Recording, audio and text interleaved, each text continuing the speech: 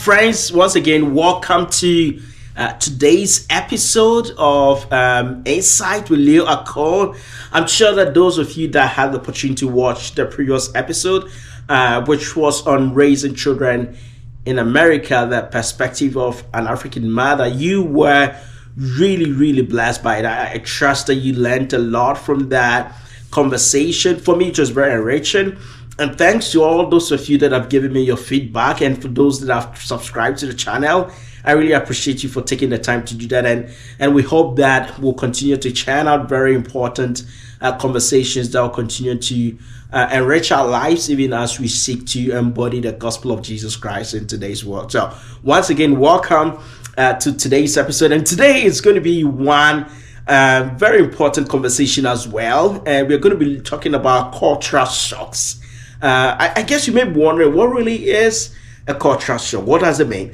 And how do people experience cultural shocks, especially if you're in Africa or you're in the West? I'm sure you might have heard about that, or if you've traveled to another cultural context, I'm sure you might have had that experience about cultural shocks. But today, we want to delve deep into what cultural shocks is all about, especially within the African context. And I'll be talking to my very dear sister and colleague at Fuller Theological Seminary, Ivy Chiu. So Ivy, welcome to Insight with Leo Akon. Thank you. Yeah, so Ivy, do you mind sharing with us a bit about yourself? Where are you from, and what brought you to the US? So I would say I'm a person from 3 continents. I was born in Southern California, so I was made in America. But mainly I grew up in Taiwan. All my schoolings until recently was only in Taiwan. And then my last 8 years or so, I joined a mission organization called OM, Operation Mobilization. And I first did my training in South Africa. And then they have a ministry of a ship sailing around the world. And my route was from Asia to Africa. And that's how I was able to interact with many African countries. And from there, I felt the calling to return to Africa and serve in Zambia for another 4 years. Wow. Until I came back to America for school in Fuller. Wow. That's such a huge experience that you've got there. So tell us, what's your own understanding of the term cultural shocks, the experience cultural shocks? What's your own understanding? My understanding of culture shock is like, when you heard the word shock, you were just like, oh, right? Yeah. So culture shock, it is in terms of when you interact with a culture that is not yours. Yeah. In a smaller scale, could be just simply a family has a different culture than yours when you interact. But then as you go bigger, because it could be someone in your same country, but different ethnic group. Yeah. Then even go bigger, different region, maybe has a different culture too. But then you even move bigger across the border, the people from different countries, different continents. You start have like this bigger and bigger gap of the culture difference, the worldview, from something simple like food, just how people wear, how they cross the road, something simple like that. But then move on to something more complicated, how they understood of family, how they understood of physical boundaries. And even how they understand about God, about more like philosophical level of what that means to have life. Yeah. These are all affected by culture. Sure. And when we enter into a space, places, interacting with people from different cultures, there are definitely times we will assume that this person must think like me, but they don't, and you got shocked. Yeah. So, I mean, you've been to several African countries, and you've been to the US as well, and you're originally from Taiwan. Could you share with us some countries that you've been to in Africa? So, I first did my training in South Africa. Okay. Then, when I was on the ship, I was able to sail from Mauritius, Seychelles, Madagascar, Tanzania, Mozambique, and then back to South Africa again, Namibia, Gabon, Cameroon, Ghana, of course. Yeah. And then the inland countries, I've been to Zambia the longest, Yeah. and then Malawi. Yeah. And I guess for each of these countries, did you get to interact with the indigenes for each of these countries? Yes. Oh, I also been to Lesotho. Sorry for forgetting the small Lesotho. Lesotho. Yeah. Yeah. So that's one of the things that actually one of my first set of culture shock is to realize that Africa is so different than I thought. What initially, what were your understanding of Africa? What were your thoughts? What were your perceptions? For Leo and all the African audience, I want to apologize for many people who ignorant like me before, that I thought Africa would just look like a World Vision poster. Yeah. You know, like there's nothing. People are all in suffering. Like people are just, like malnutrition kids everywhere. Yeah. There's no food. I have this very bad image of Africa, which is so not true. And the funny part, the first day I arrived in South Africa, in Joburg, in the airport, I stand there and thought, this is like a very big airport, like any airport I've been to in first world. Wow, that is not like a poster that I thought. Wow. So with all the countries you've been to, and I mean your original perception about Africa, which that has changed now because of your experience about Africa, what were some of the major cultural shocks you experienced in Africa? And specifically, could you share some countries that you experienced those cultural shocks from? So I will say there's one thing I have realized that is people tend to say, oh, Africans are all the same, like this is like a whole continent as if it's one country. But my experience being there, one of my shock is realize that every time I go to a new one, it's still different. And I also see an interesting part is that as I have a more and more interaction with different Africans, when they go to a different African countries, they themselves have a culture shock. Yeah, exactly. You're right. That is something, for me, a culture shock, like my understanding of Africa is so much wider now. Even I can slowly able to recognize that person's. So in Zambia, we make this joke of like, if someone's head is very round, you look at the back, that person probably is from Congo. And then when you listen to someone's accent, especially in Zambia, many people who are doing business are from Tanzania. Uh-huh. So you just like very interesting, like if you see someone very tall, probably come from the North, East Africa. Yeah. Just knowing that even the looking could be so different, and even the same, in Zambia we call it shatenke. It's a very colorful cloth. In every African country, it has a different name. Yeah. And even with that, you thought everybody wear the same way, but they don't. Some people carry the kids, they will put it around the waist. Yeah. Some people will do it like a cross and bind it here. I have seen people do it all sorts of way, and like in Lesotho they use a blanket. Yeah. Interesting. Now, for you, having been in Zambia, having been to Ghana for a couple of weeks, and different parts of the African continent, what were some specific experiences that were culturally shocking? I will say one thing that's almost work in every African country I've been to was the culture of greeting. Okay. Greeting is extremely important for all the African cultures I've been to. Uh-huh. And even with Afrikaans, which it's a Dutch descendant people who are white, you will thought that that's not the same. But no, even with them, greeting is extremely important. There's a specific way of greeting in each African culture that you have to learn. The ways to say. And I thought that was funny because where I came from in Taiwan, I'm also from a collective culture. I know greeting is important, but here in the continent of Africa, it brings to a next high level.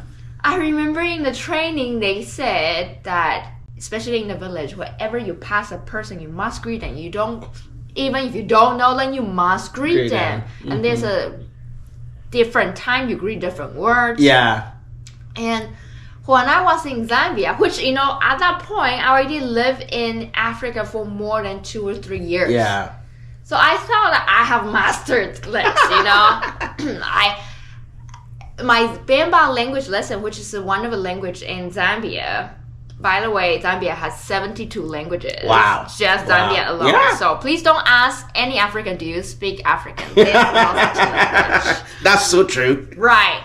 So when I was learning Bamba, I remember the first lesson, more than 2 hours, the only thing I was learning was greetings.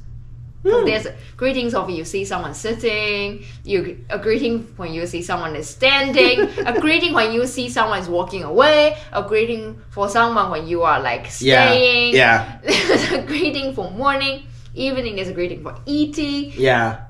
There's just endless greeting, or like the words that you're supposed to say when someone is sick, or someone who has funeral in the house. There's all different kinds of greeting. Wow. So that was very hard to master. And then even more so, I had story. I thought I did a pretty good job, I thought. But no, I didn't. There's one. So the problem with me is I'm not a morning person. Okay. So I start warming up more and more, and I'm getting more extrovert as the day goes. But just in the morning, my housemate here at Fuller always joke that I look like I'm very miserable in the morning when I just woke up, because I'm like, So when I was in Zambia, we live in a very communal life in my team. So early in the morning, some of the key of the office is in my house, some of the keys in other people's house, and then people would just come and start getting it. And when they come and knock my door and I give them, I will greet them, but I will be like, hi, or like morning, bye. It's like I can't do this yet. Yeah. So one day I didn't even realize that. I also would just walk to the office. Then that's when I sit down in the office, I'm warming up, I'm able to function, able to greet people. Then one day, one of a team member who's in charge of maintenance, he came to me, because you're usually one of the earliest person come to the team. He came to me and just like secretly put me aside and say, Ivy. But Ivy is like a respect form of calling. Yeah. But Ivy, what did I do wrong? Why are you angry at me? And I was like, what? I'm not angry at you. What do you even mean? Like, I have no context of whatever he said. Then he just looked at me and say, but you don't really greet me well in the morning. Wow. Then I was like, oh, I'm sorry. Just because I just woke up. That's why. I'm very, very sorry. And then I just learned that, this really offended him. That he felt so bad. Yeah. So I have learned that greeting is extremely important. Sure. Now, I remember having conversations with you about my own cultural shocks in the States, in the US here, where, we lived in a place, my family, we lived in a place where right behind our house, there was this balloon and flowers tied to a tree.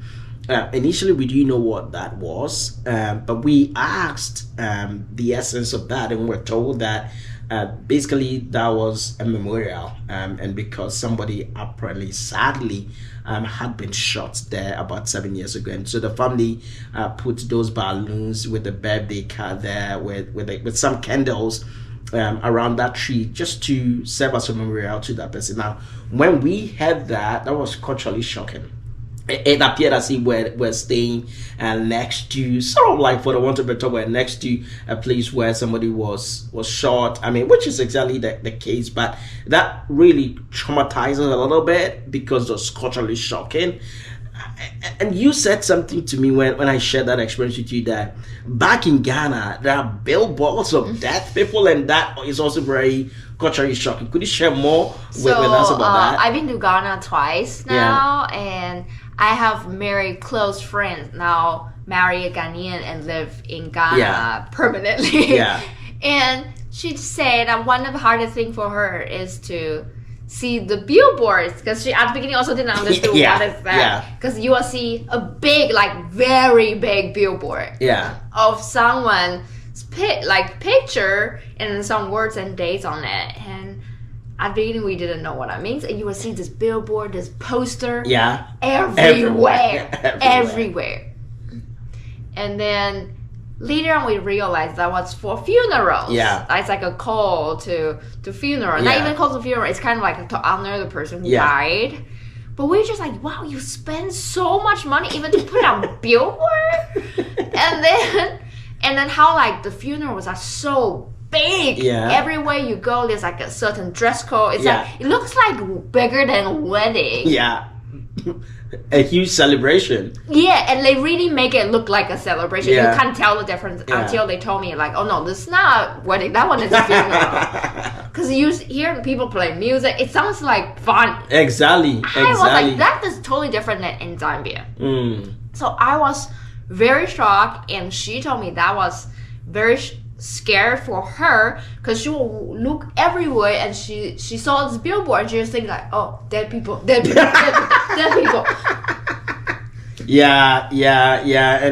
I mean, I totally understand her that can be very culturally shocking, because she's a Westerner, right? She's from the West here, I guess. But for us, I mean, it's part of our culture to see those posters. I mean, around our houses, around schools, by the roadside, by the street, and all those places. So it can be very traumatizing for somebody that is within our cultural context. Now, as we look at cultural shocks, what would you say have been some of the benefits? What would you say that these experiences, how would you describe these experiences, and how have these experiences impacted on your life positively in the way you engage people of other cultural contexts? I would say cultural shocks helps me to realize that there are so many different ways of doing things. Yeah. And there's no right and wrong. It's just different. Yeah. And how we navigate that. And I think myself, I'm come from big cities in Taiwan, in Taipei, and how my culture is all about you need to be efficient, it be very fast. It is even worse than in America. Like in Taiwan, everything is about you must like instantly you get it very, very fast. And that you just can't do that in most of the African countries, especially when I stayed in Zambia. But I just realized that, wow, what if our efficient can be the only value that we want as a culture? I learned from my friends. That sounds very crazy, because I do tell you that I usually very hate power cuts. So in Zambia, there was a season where I stay. Not always. So most of the time we do have electricity, but occasionally, especially during rainy season, they will have a scheduled time to have a different people in different zones have a power electricity in a different time, and we call it load shedding. Yeah, because it's shedding the power that's available, and that is in most of the African countries. Yeah.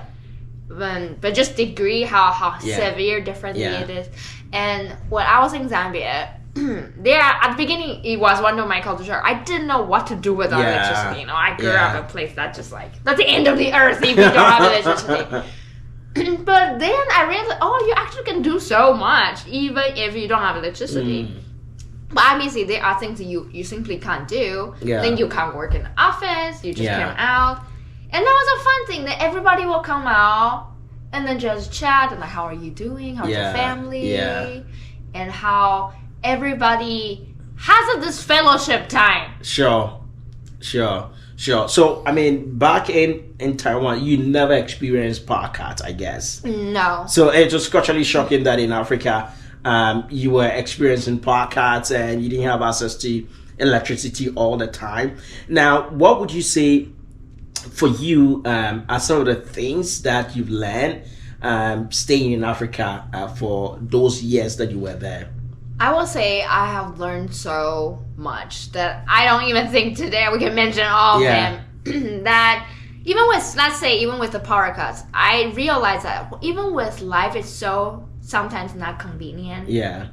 These are people who I thought most hardworking. Africans are most very Right. hardworking, yeah.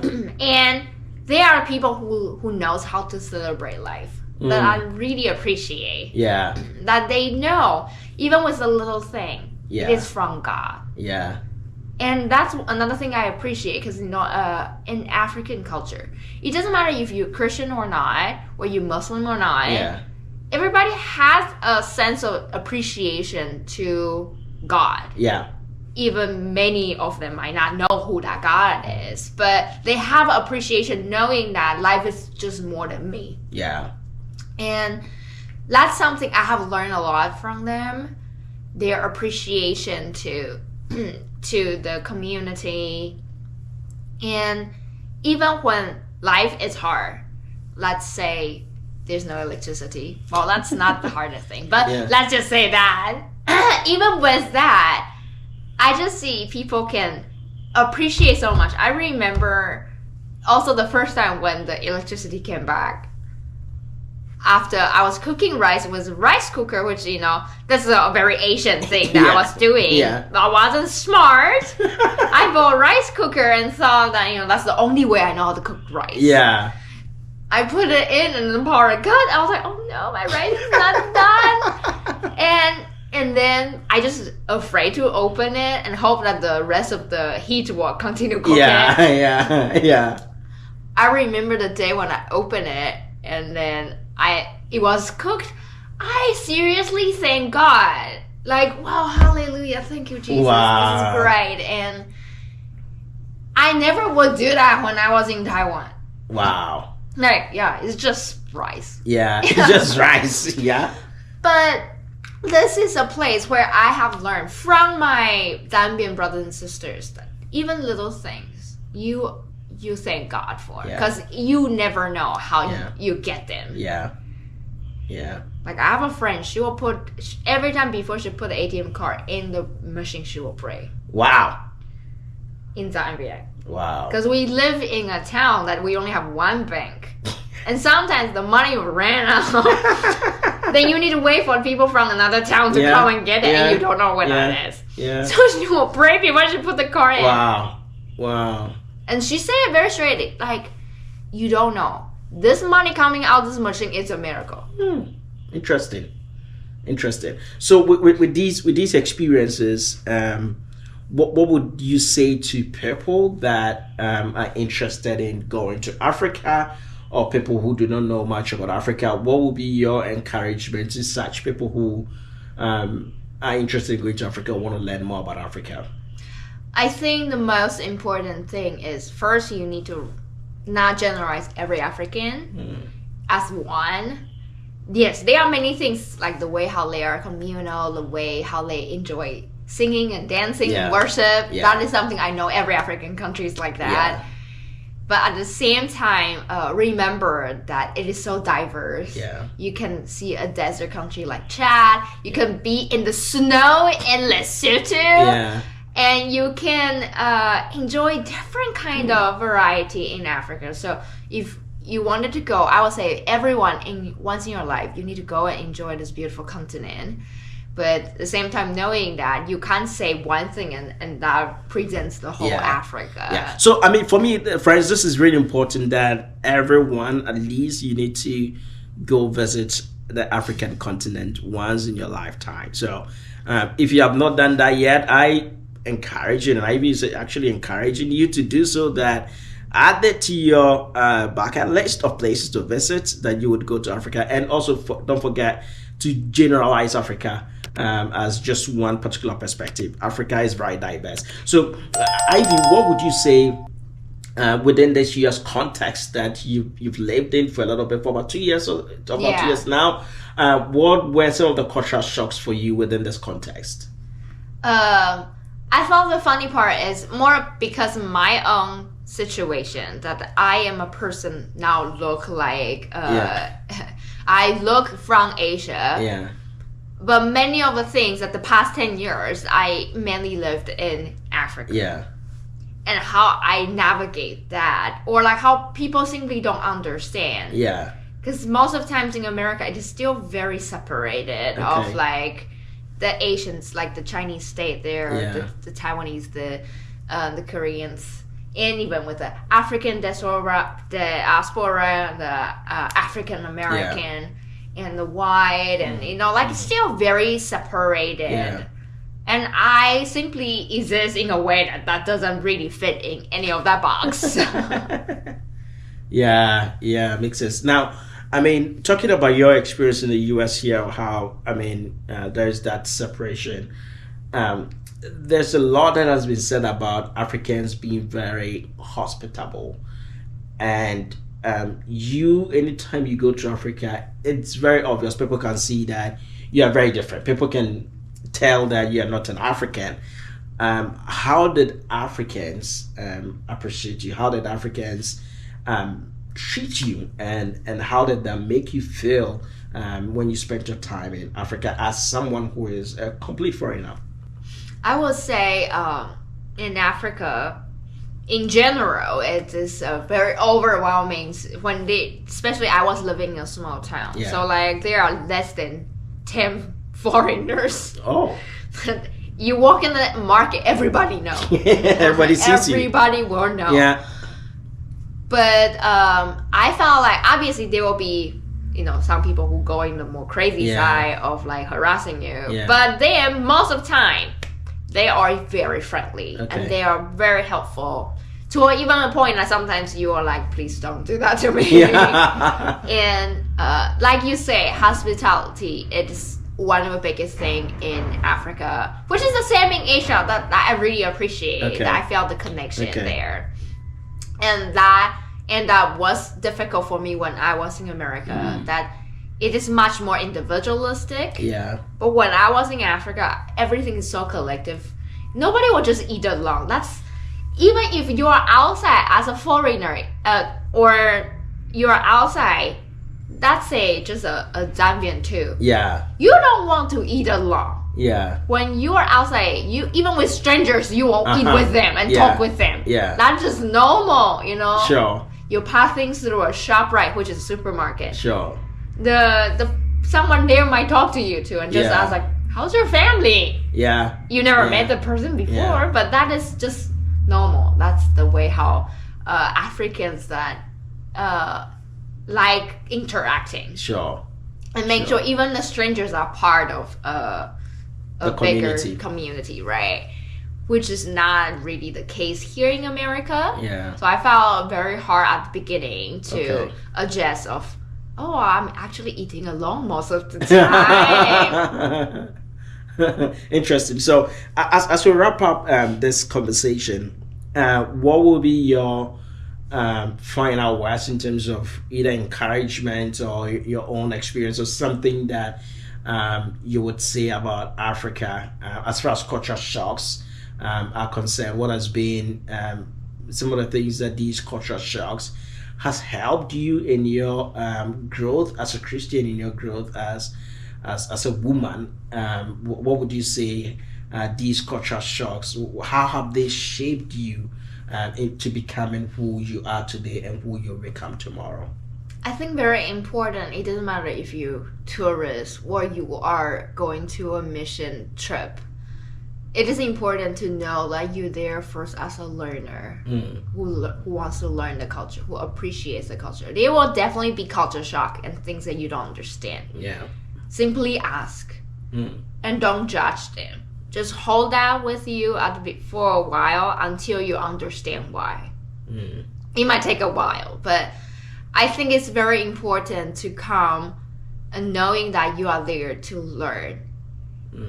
And especially the people who are going for mission outreach, I want to encourage you not to think that you are there to fix things, because you can't.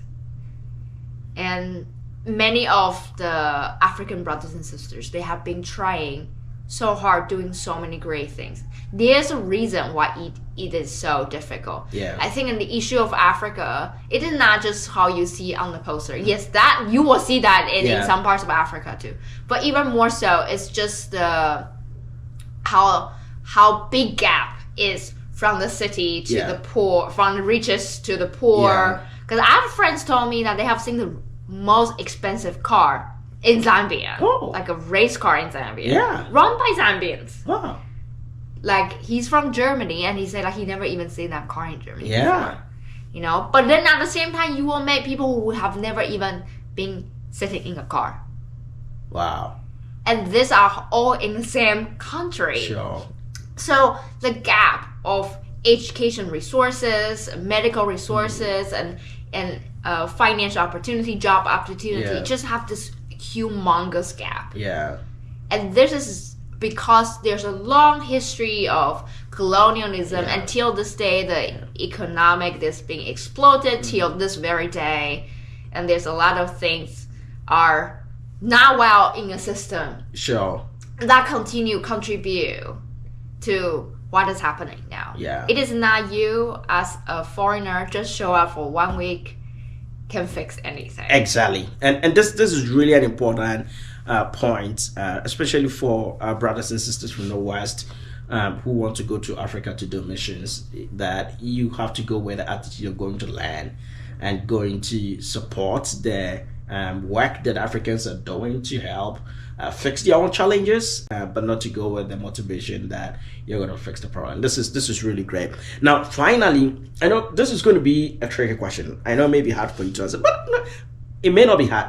Which of these countries in Africa is your favorite for all the countries that you've been to? Which of them was your favorite and why? I mean, Zambia I stayed longest in Zambia. I cannot not say Zambia, right? Because I stayed the longest. Yeah. But I do also say I pretty like South Africa because it is one of the most diverse African countries. Yeah. You can find everything there. So I really aside South enjoy Africa. that. Right. So if you don't count South Africa, don't count Zambia because that was my home. South Africa is out. Zambia is out. I like Madagascar. Oh, Madagascar. And why? I would say they have a very distinct culture because they are in this zone of in between of Asia and Africa. Okay. Even people look like that. Okay. Like you could see they are a mixture of Black and Asian. Yeah.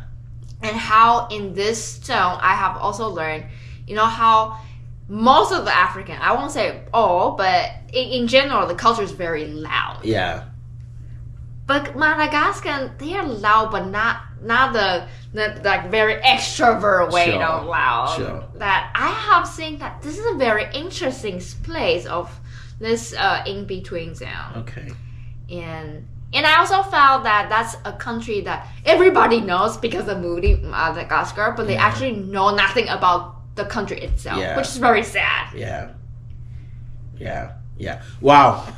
This is very helpful. Thank you so much, Ivy. And anyways, I love your jacket. Yes. You got it from Zambia, I guess? Yes, I get it from Zambia. And this is typically African, right? Made in Africa Made with in African Africa. fabric. Yes, that's one thing. If you go to Africa, must experience in every African country, you can get that. Yeah. Get one cloth, whatever it's called there. In Zambia, it's called shitengi. It's called what? Shitengi. Okay. Yeah, so make sure you get one fabric from Africa anytime you get to visit. Now, please, I want to remind you to subscribe to our channel and make sure you share with others. But this has been Insight with Leo Akon, and Ivy Chiu has been my guest. We've been talking about cultural shocks. It's been such an insightful conversation because as an African, I've never been to many other African countries. I think I've only been to Togo, I've been to Benin, I've been to Nigeria. I guess these are the only African countries that I've been to, but you've been to so many of them, although you are not originally from Africa, and I've learned a lot from this very conversation that we've had. So friends, thank you for watching. Please don't forget to share with friends, don't forget to subscribe, and I look forward to coming your way again with another episode. This has been Insight with Leo Akon, and thank you so much, Ivy, for spending time with us and my wonderful audience. Thank you so much. Medasi. And one more thing. Gatotela. Okay, thank you in Bamba. In Bamba. Bamba is Zambian? Yes. Okay, so Medasi is in what? It's in Ghana. Yeah. And then the other one, Metate? You said the Zambian one is what again? Not Dua Totela would be we thank you. We thank you. Dua Tola. Okay, let's say that again. Dua Totela. Dua Totela, we thank you. That's in Zambian language, right? And then Medase is in Chi in Ghana. So, friends, thank you. We'll come your way at another time. God bless. Bye-bye.